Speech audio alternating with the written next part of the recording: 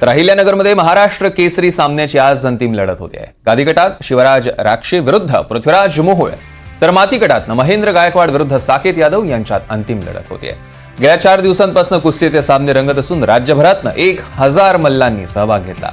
महत्त्वाचं म्हणजे यात 1.25 कोटी रुपयांच्या बक्षिसांची लयलूट केली जाणार आहे आणि आता 4 मल्लांपैकी गदा कोण पटकावतं पाहणं अत्यंत महत्त्वाचं ठरणार आहे। याचाच आढावा घेतलाय आमच्या प्रतिनिधींनी, बघूया।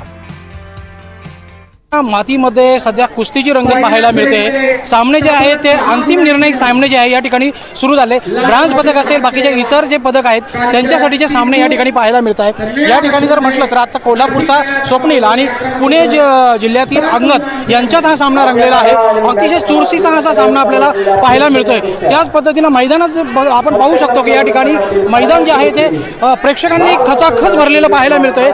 चारही बाजूनी प्रेक्षक जे आहे ते अंतिम सामन्याची जी लढत आहे त्यासाठी या ठिकाणी जमलेले आहे। शिवराज राक्षे विरुद्ध पृथ्वीराज मोहोळ असा जो आहे तो गादीचा सामना या ठिकाणी होणार आहे आणि मातीचा सामना जर म्हटलं तर महेंद्र गायकवाड विरुद्ध परभणीचा साकेत यादव यांच्यामध्ये सामना रंगणार आहे। एकंदरीत जर म्हटलं तर नगरमध्ये सध्या कुस्तीचं मैदान जे आहे ते गाजताना दिसून येत आहे। या ठिकाणी लाल मातीचा सामना असेल, गादीवरचा सामना असेल, याची उत्कंठा जी आहे शिगेला पोहोचलेली आहे। अतिटतीचे सामने या ठिकाणी आपल्याला पाहायला मिळत आहे। सुनील दवंगे, NDTV मराठी, अहिल्यानगर।